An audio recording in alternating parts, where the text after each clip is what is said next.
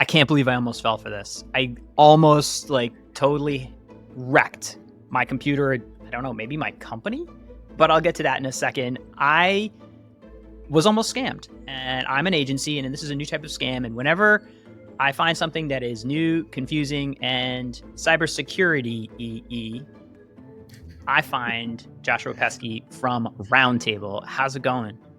It's going great, George. Thank you so much, and always a pleasure. And sorry that you had to have so much of your time consumed on this, but I'm also grateful that I rabbit holed hard.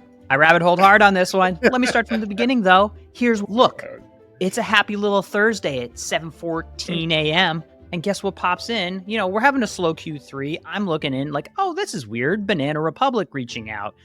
I'm curious. We don't really take on these types of clients, but I'm looking at this on my inbound saying okay, here's Sarah Gomez, from Banana Republic.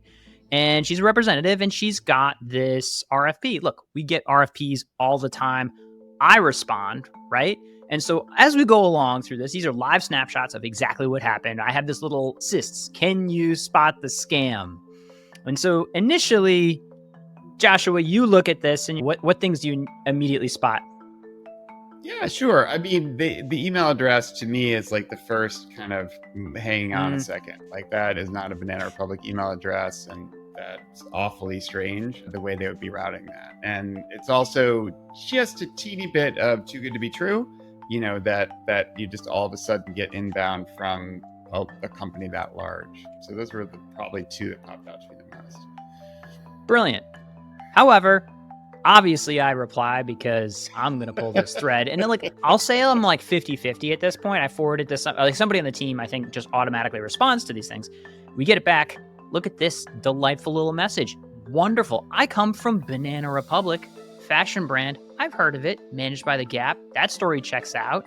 Our fixed budget is, a generous $45,000 to $80,000 per month. I'll take it. And you know what we do? This is some of the types of work we do. So we're oh, maybe this person is in my mind, Joshua, I know you're judging me. You're judging me a little bit, but maybe this person's on procurement. Maybe because we've worked with procurement teams that are actually an agency like this doesn't reach out directly. They go through an intermediary. And so actually we have worked with these kinds of brokers in the past and developing advertising content. So can you spot the scam here? What's the angle? What's going on? So the first thing that I would say is that, part of the reason I would never judge, George, is a lot of cognitive biases are coming into play when you get something like this, and that this is really positive on its surface, right? This is a big opportunity that could really benefit not just you, but your organization. So a lot of biases are going to come in to try. Your brain is immediately trying to convince you that it's legitimate, right? Because it so wants it to be. And so that's part of what the scammers are going after. But the big thing that leapt out to me here when you sent this along to me was this link to a big Dropbox file that they wanted you to download. That's so we'll get to that. They have a legit link though. Look, bananarepublic.gap.com. That's a real link. They're sure, go look at the website. Our website exists. So I was oh, that's a real link. By the way, I also look at the initial credentials here. Sarah Gomez becomes Sarah Lopez. Fine. But is on LinkedIn, legitimately there. Says global marketing at Banana Republic. So you're oh, okay. Question for you, George.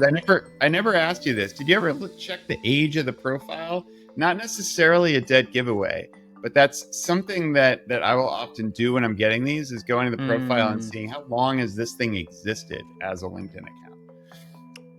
Yeah. So what happened here is someone by the name of Thomas Hagen, I'm butchering that name, but notice that LinkedIn URL, I highlighted it up there. I'm all right, well, there's a little touch of suspicion because you used to be somebody else and then you hot swapped it for this name. I notably don't see Sarah in this URL profile. This used to be someone named Thomas, who may have been somebody else before that. So it's this sort of floating crap game of credentials here. But on quick glance, you're Lopez, Gomez, oh, maybe the weird. And again, you want it to be true, I want right? it to be true. I want it to be true. Yep. I'll tell you what they would have gotten me. If it were if they were like, here's a social impact marketing component of it, like I'd have been in trouble. I'd have been happily downloading well, we'll get to it. Yeah.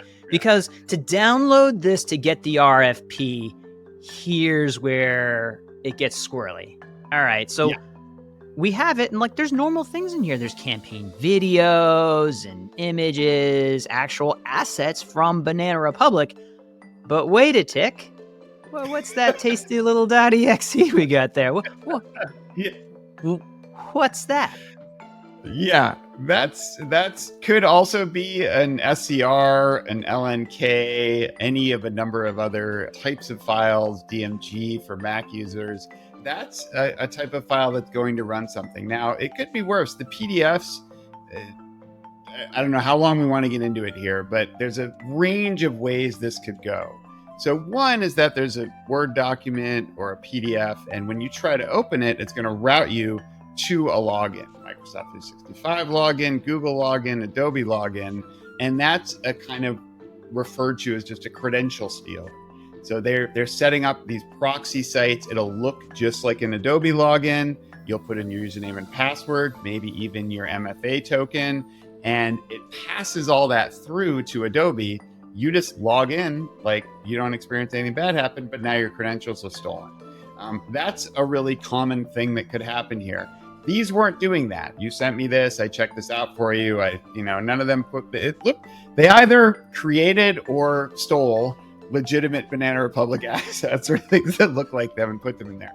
Now, the executable, they were sloppy on that because it was huge. The thing was almost a gigabyte in size, which is very, very concerning and will. But it was a big RFP. Look how much money it was. You have to have a big file for a big RFP, man. Normally, you'd expect that to be like 2 megs at most. Really good attackers would have that even under a meg. But so that's very concerning. And I wasn't going to run that. I'm not at that level, but I have friends who are.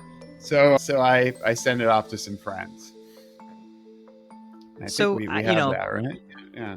Yeah, well, we'll get to that. This is your friend Brian, and we go through a few call outs here. And so what did they find? What is in that EXE? Because now we're down the rabbit hole. Like we're Alice down the rabbit is like hole, pulled up. We got Mad Hatter serving tea. Where are we?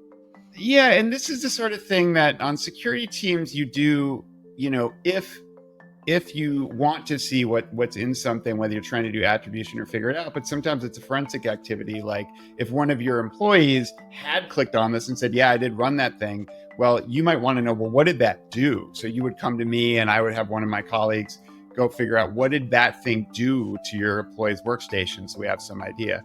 So if, this had successfully run, it's a keylogger. So it's something that's going to basically start stealing all your keystrokes and shipping them off to what's called a C2 or a command and control server out on Telegram. That's just one thing it could have done. It could also install a RAT, right, which is just as bad as it sounds, remote access terminal on your system that would give the attacker remote control, could get camera access, could do all kinds of nasty stuff. But this one really just seemed to be, obviously ransomware is another one. It could try to encrypt your entire machine, demand the ransom. This one was straight keylogger, and we'll get to stuff before, but if you'd run it, nothing else had caught it, you could be obliviously working on, not realizing that all of your keystrokes are being stolen. I am proud that at least my guy who I call, which is you, called the other guy who you call, said this is actually, I haven't come across this before, so I was like, okay. I feel I came in with something new and fun. Like I said, you always bring my guy's fun. Guy was like, that's a weird, I'm going to call my guy. We were almost 3 guys deep on this one. Well, you got to have people who know people because none of us can know all this stuff, George, as you know. Use of common file sharing services. What is this? So this approach. So one thing you're seeing is that there's no like single kind of attack, right? What everybody's doing, these attackers, is combining different techniques and sort of putting different things together and seeing what works. But one thing that we're kind of commonly seeing now is the use of file sharing platforms that people are familiar with. These are primarily going to be Microsoft SharePoint OneDrive, Google Workspace and Google Drive, and Dropbox.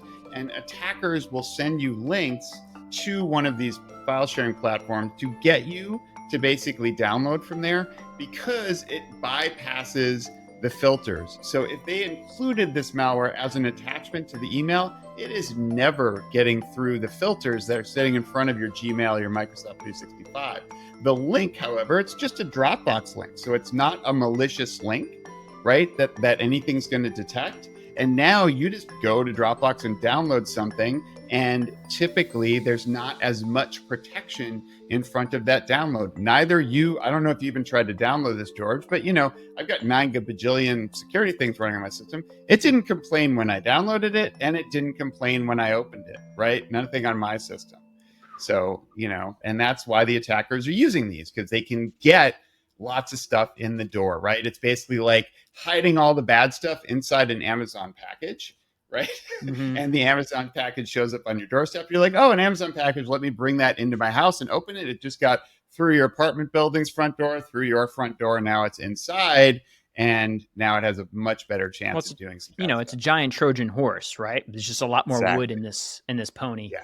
Yeah. The other thing it feels like we're going through is it's sort of stacking confidence, like in a confidence game, right? What we're doing is leveraging the brand and reputation of other things. So what have we stacked so far? One, clearly is the brand of Banana Republic. 2 is like the LinkedIn component. Like, oh, that person has like a LinkedIn. There's like a little bit more confidence there. Oh, exact links to Banana Republic. Okay. Hey, here is a Dropbox link. Like, oh yeah, Dropbox is a legitimate company. It just happens to be a file sharing company, a legitimate company that also bypasses it. And then inside of there are more assets that are like straight out of Banana Republic's, library. They probably ripped it and gripped it. And the size of the exe may also be part of their strategy of overloading and be like, that's weird. It's a file. Like, oh, it's a large program. That's totally normal. It's not like what we expect to find. And there are fundamentals of social engineering, George, that I've been teaching that haven't changed in the entire time I've been teaching cybersecurity, which is well over a decade at this point. One is like initiation, right? This started, you didn't reach out to Banana Republic and recruit them for a thing. This started from them, right? They initiated this interaction, right? The second is there's curiosity, greed, something in there, right? There's a lure, right? That's going to get you to engage with the thing. Third is authority. So we've got to establish authority. And a lot of the things that you were just talking about there, George, are all things that they're using very effectively to establish authority. I'm from Banana Republic. I've got a legitimate LinkedIn profile. We've got this Dropbox thing. Look at all these real Banana Republic assets that are inside this file that you act like. Clearly, this is legit. We are an authority, Banana Republic, right? So all that stuff is. I think there was a pantsuit in there too. There was a pantsuit. Pardon? There was a pantsuit in there. Who can pass up a nice pantsuit? I can't. I mean, come on. Anyway, I continue to pull the thread because that's how I live my life. I follow up. Hey, I'm big fans. I send them a GPT generated proposal just to be like, how far will you go in this? I'll note that our good friend Sarah Lopez is now become Ella Brown.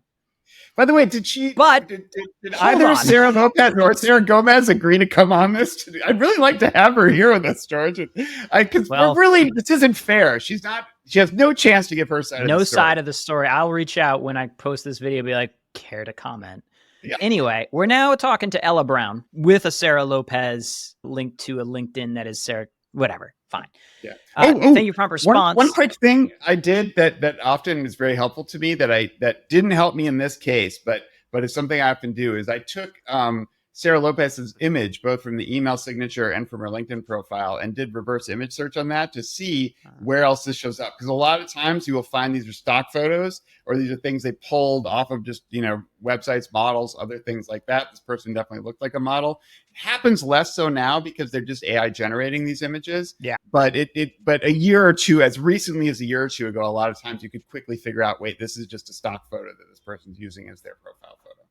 Since this is just all rabbit holes, I had the saddest message sent to me ever, actually. And it was somebody who had been scammed by someone who was using my likeness to like trick them. And they had clearly had some like emotional connection to someone who was playing like an image of me that they had sent. And I was like, this sucks.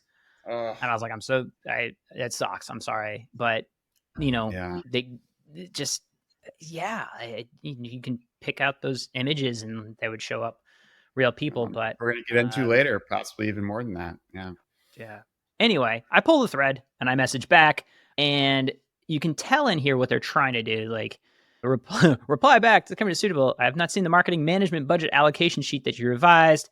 A document my company requires, right? They're like, oh, they're trying to and my say, guess didn't is open that file.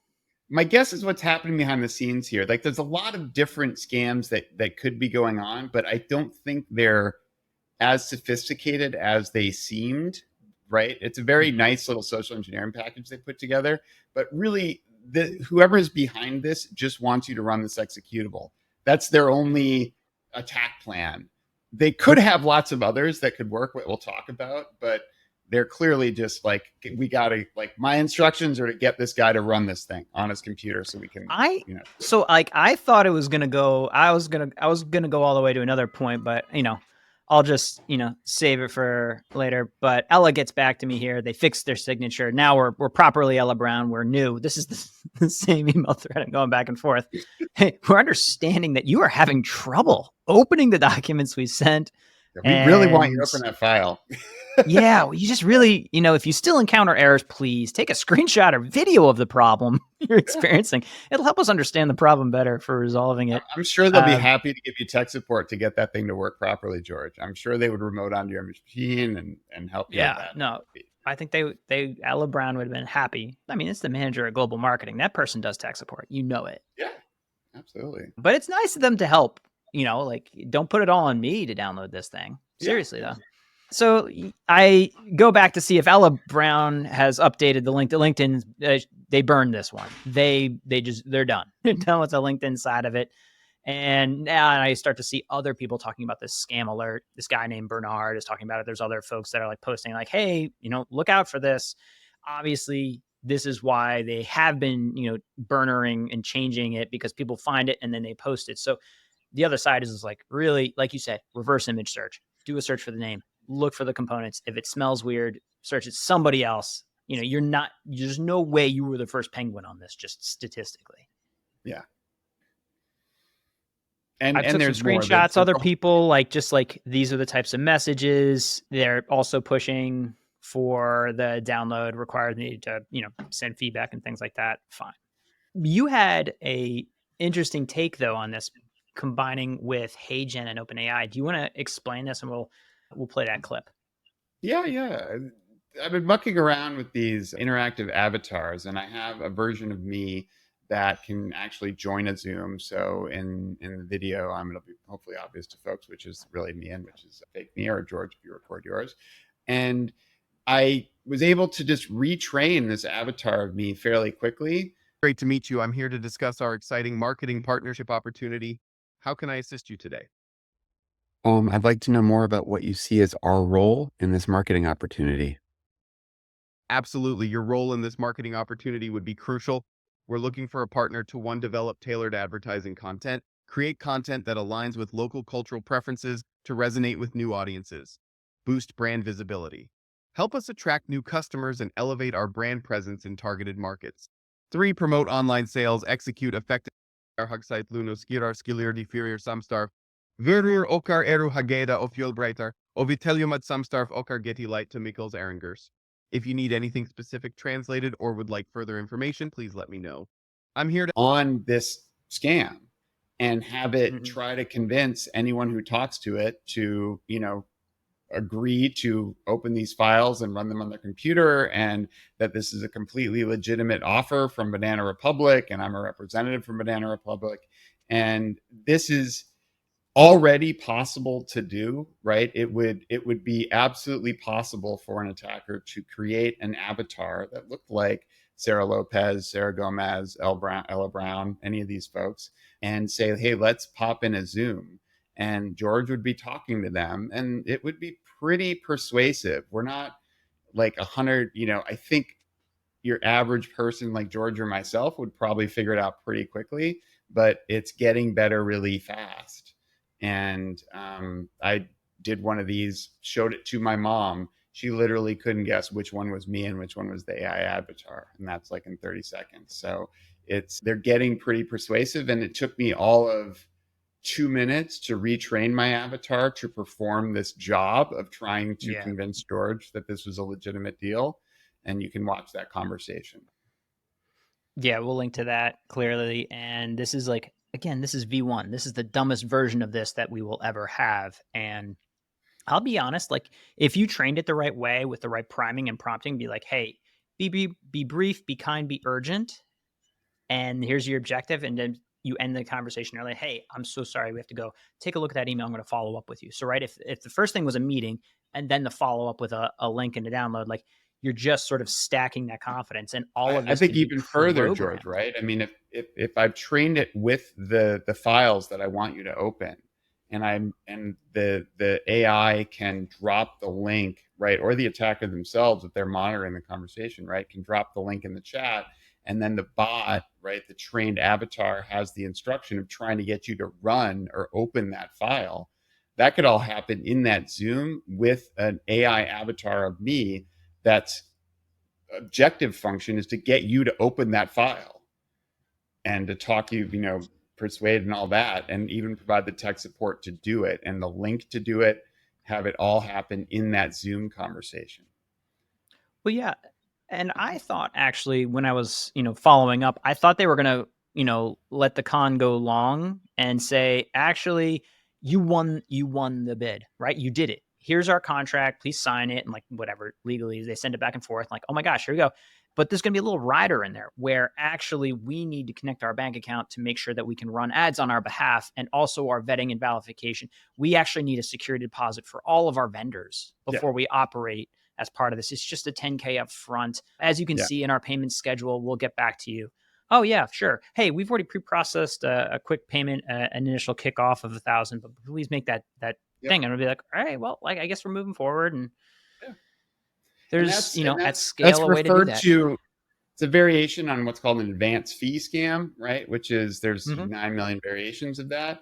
But yeah, that's where I was wondering if they were going to try to go with you, George. And I was surprised they didn't. And that's clearly just not the objective that they're trying to do. But there's a range of ways you could try to monetize. It's very simple. Attackers are trying to get money from you. And they're going to do that in either by just asking you for the money, like the advance fee scam, right? Can you just give me this? Or they're going to try to do something bad to you that you're willing to pay to have undone. Right. That's kind of the local file lockout seems to be less of a problem. I'd have been like, yeah, fine, I'll like frag my own computer. There's nothing locally on my machine anymore. So I feel like the types of scams are more about the key logging or the ransomware for an individual doesn't really work for me.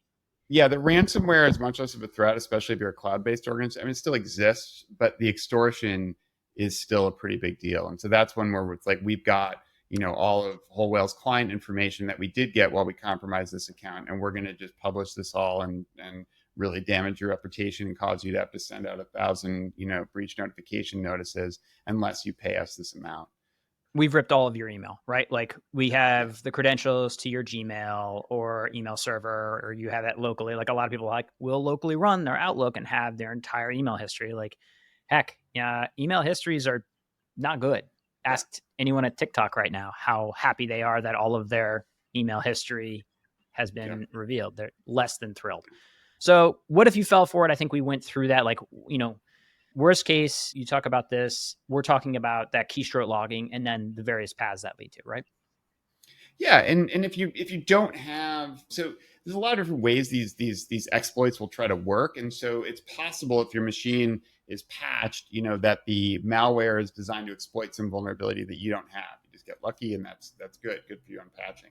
A lot of these exploits are designed to exploit flaws that aren't patched yet, and that's where your antivirus or endpoint detection and response software might come in. And hopefully that will detect this thing and prevent it from running, or detect it very quickly and stop it and isolate your machine. A lot of people don't know the difference between antivirus and endpoint detection and response, or EDR. And George, I'll do a very quick explanation that I've found useful. If you think of like your typical, hen house, right? And you want to protect foxes from getting in and eating your hens, right? So you've got a fence. I deal with this problem constantly as a suburban dad. I can't tell you. We lost a lot of good hens out there. Oh, well, EDR might be helpful. So, so the fence is antivirus. If the fox gets past the fence, it's not really doing anything anymore. So it is useful if it stops the fox. But once the fox gets in, because it gave you a Dropbox link and you downloaded it and ran it, it's really not. It's not helping you at that point. The antivirus. So what EDR is, you can think of that as like motion sensors and cameras that detect that there's something bad that's there and say, hey, this isn't supposed to be happening. There's not supposed to be a thing this size doing this kind of action in this space. So we're sending an alert and we're saying, someone's got to pay attention to it. And some of that can be automated to say we're immediately like locking down the hens, right? And nothing's going on. So no hens get in or out, right? That's your system being isolated from the internet entirely so that nothing can happen. So that's what EDR does. For this kind of thing, if you didn't have EDR, in my opinion, you'd be very vulnerable to this sort of thing happening to you. And the best case is that, of course, you have this and it never runs on your system at all. Mm-hmm. So we got the install malware, keylogger, advanced fee scam, access to client info, and extorted there. Kind of a bummer if it runs for like a day and then gets detected, because now someone has to figure out like what happened during that day, and that's a lot of work. Anyway, so is it a scam test? We talked about a lot of things high level, like the email domain not matching has just got to be the dead giveaway immediately. The too good to be true opportunity that contacted you, right? Like who initiated contact, a downloadable something or another. I mean, in this case, it was pretty egregious with an exe, but like downloading this with another link because it bypassed your email right in the attachment. Yeah, and I would say also, George, anything, in this case it didn't ask you to do this, but any link or file that when you attempt to go to it puts you to a login page. That is a real warning sign on almost anything. Mm-hmm. And why is that? Why for a login because they're almost certainly trying to steal your credentials at that point. So, if you think about, if I send you a link, George, right, and it's a Google document and I've shared it with you, right, you're not getting prompted for a login. You're already logged into Google under your account in most cases, right? And, same if you're a Microsoft user or other things. So if I send you a link to some Google Doc and it immediately puts you to a Google login, why? You're already logged into Google. Why is it sending you there to log in? And why did this person send you a file that requires an account that they didn't even know you had, in theory, right? Unless you knew this and expected it and knew you were logged out and all these things. And so these files are designed to drive you to these fake login pages that look exactly, and I mean exactly, like the real thing. They're very, very well designed, and they can get you to put in your username and your password as well as your MFA. They pass that all through to the legitimate service. So you don't even know anything bad happened, but the attacker has now stolen your credentials and is immediately logging in as you, changing all your recovery information, doing all kinds of bad stuff on that account. So that's another big warning sign. Yeah. The verbosity and message, these are now GPT generated for sure. So that means the quality of the messaging will get better, but verbosity is still an issue of the under-prompted and weirdly prompted AI tools. Like it will get better, but you can kind of get this like, why is someone writing like this? Like what's going on here? And I love the CC this email to your specialist for further coordination, because we got to get this EXE on as many machines inside of your company as possible. And we're going to have to really rely on this. Like, people have asked me a lot, George, about how AI is affecting cybersecurity. And obviously there's like a ton of things, but the most immediate thing we've seen is just if you think of the American and English speaking audience as a very rich source of targets for attackers, what these large language models did really well over the last year is remove the language barrier entirely.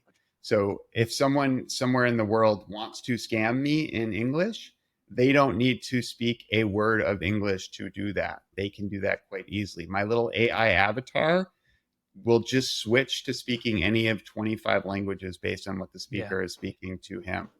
And so your ability to say, hey, that's pretty awkward. That doesn't sound like a native speaker of that language would talk. that's something to pay attention to. But like you said, George, they're going to get better. They are. And it's that AI generated component. And then the thin credential, like just you're looking at it and you're like, that seems weird because yeah, I was actually shocked. I was like taking screenshots because I was like, I know LinkedIn will eventually get their shit together and remove this account. So I want to have like documented history of it. I grabbed those screenshots before I went 404. But those types of thin credentials, like I think proof of human as something that, you can really look to. And hopefully with the platforms, essentially LinkedIn, will get a bit more judicious about screening those out in a faster way, especially if you're claiming to be a representative from a company of that caliber. Yeah. I think on LinkedIn specifically, if you want to go back to like that first or second slide where you had the LinkedIn profile up, you actually pointed out something, George, that I hadn't thought to check before that I really like that you checked, which is that URL matching the name, right? That is a dead giveaway, right? Who is changing their entire, like, I get if the last Maiden name name, yeah, like happens. something like that. But you just went from like, Steven Tyler to, Sarah Lopez, like, no, like, Formerly no. Sarah Gomez, now Yeah, Ella Brown. The name changing 3 times in that was humorous at the end, but those types of the credential mismatch, and we just have to bring up our level of sniff test a lot higher than where it used to be. I used to be able to spot these really quickly, and I was like, oh man, shout out to my team because I was the dope who forwarded on to someone on the business. I was like, we wouldn't do this, but take a look at this, and Megan's like, yeah, that's a scam. I know you're And I was being like, charmingly good. self-deprecating, calling yourself a dope. I really want to say, like, this is one of the hardest things about, like, anyone can fall for this stuff. Has nothing to do with your intelligence. It has nothing to do with your savviness or street smarts or any of that stuff. These attackers are really freaking good. They're really good, everybody. Well, they're getting by system one checks that I used to have, right? Yeah, System one, system two. System one thinking is snap judgment. I need to route things. I'm very busy. This seems to be routed. So you can see CC your specialist, right? Like get it out of your head. And suddenly, what did they just do? They just stacked credibility on top of the CEO just forwarded this to me. I got to go check this out. I have to go make sure I download and go find out information because the CEO just asked me. So if I had not, have a savvy team who I try to hack regularly on top of it, someone would have downloaded that file. Yeah. And it would have been my fault. And I routed it. And so that, is probably the closest I've come to being hacked, which is why we are now spending over 33 minutes on this and counting. So what to do? When in doubt, pause. You got a list of stuff here, investigate details. Anything notable you feel like we haven't covered? I mean, one thing we've talked about is, and this is very specific to the malware that's there. There's this term that's on their daily drivers are not admins. So it's one thing to have a policy that says, hey, George, you're not supposed to install software that, your IT team didn't approve. Most people are going to ignore that if they have the ability to.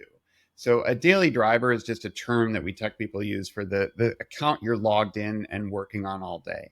So that could be the machine account you're on. It could also be like the Google Workspace account. So if George is an admin for his Google Workspace or for his own MacBook, ideally he wouldn't be logged in with an admin account all day, right? The account you're using for your daily work doesn't have administrative privileges to stuff. That way, if you do want to install software, you have to be much more intentional. And the accounts that have those kind of permissions to reset passwords, to add new users, to install software on a machine, those accounts are not email addresses that you use. They're not even inboxes that you check. They're just accounts that are used for administrative purposes solely. I absolutely recognize most people are probably not going to do this because it's a bit of a pain, but that is a really effective security control that, when you get up to a certain level of organization, your auditors will very much pay attention to. And then I would say what the other thing we haven't talked about, you talked about, you try to trick your staff all the time. Another thing is actually run a tabletop exercise. If it's a very quick thing to do, and just run through the scenario and see what your team would do if something like this happened, right? What if he had run it on his machine? How would Whole Whale respond to that? right? What if you had sent them some money and given them bank account access? How would you respond to that? And you're really doing two things. You're seeing what was our preparedness, right, that could have prevented this from happening in the first place, but also how capable is our response to minimize damage. A lot of folks I talk to have this very simple metric around cybersecurity, which is we just don't want anything bad to happen. And I wish that was a reasonable approach. The reality is bad things are absolutely going to happen. I wish I could say otherwise. And your ability to detect them quickly and respond to them effectively is really huge in terms of minimizing damage. Yeah.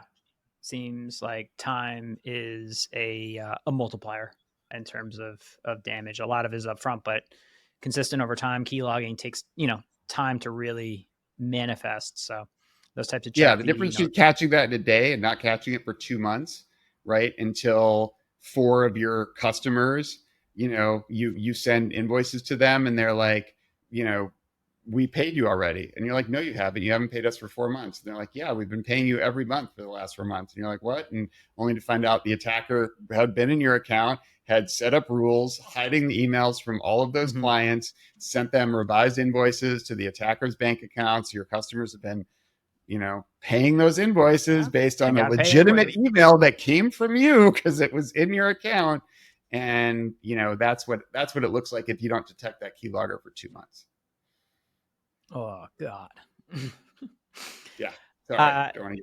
Well, that's going to keep me up. I had this, this thought. I was like, this could have been engineered if it were more customized to us and a little bit. There's a way this definitely could have been brought in. What is one of those endpoint detection tools that you like? Because I have standard antivirus things that are running constantly, but what are the yeah, I mean, the Joshua big names are right SentinelOne, CrowdStrike, which got in the news. Still a very decent company. They got in the news for a lot of stuff. We at Roundtable use Huntress. We absolutely love and adore Huntress. Sophos has this. Malwarebytes has this. So a lot of vendors have this endpoint detection and response capability, and I do really recommend it for organizations as it antivirus. Again, it's a fence, and the fence is definitely useful, but it's limited. One more random story, because this is officially the scam rabbit hole. I think I could trick a lot of nonprofits with the following attack. Hey, I'm a representative for Mackenzie Scott's Donation and Philanthropy. As you know, we quietly reach out to folks that we think are amazing. Please download the following to make sure that you qualify for our $1 million grant program. Thank you in advance. Here's our actual private login, because it's so behind the scenes. And you're like, oh, I've heard of that. Like, legitimately, I can share this because it was shared before. My friend back in the day over at Volunteer Match, he got the message that Mackenzie Scott wanted to give them money, and he thought it was a scam, and he just straight up ignored them. Yeah. And until they were like, you should pay attention to this. And he's like, nope, scam. I'm always wondering, if the IRS really did need to reach out to me, there's zero chance I would ever believe that the IRS was calling me. I would wind up going to jail. Until they were marching me out. The customer service level that scam IRS has is just too good. And you're like, nope, I know who's not going to make this easy for me. And this is why it is really, really hard. And that's why that pause and this concept of verifying, right? Pause. What attackers want you to do is move, right? Because the longer you think about urgency, the more you might figure out what's going on. Yeah. So they want you to do their thing relatively quickly. And so as soon as you start pausing and trying to verify, they're generally going to jump and go find a softer target. So just pause, verify. If it is legit, you'll get there eventually. And it's hard. It's hard. Thank you for entertaining this, luxurious rabbit holing that I had to do, because Oh yeah.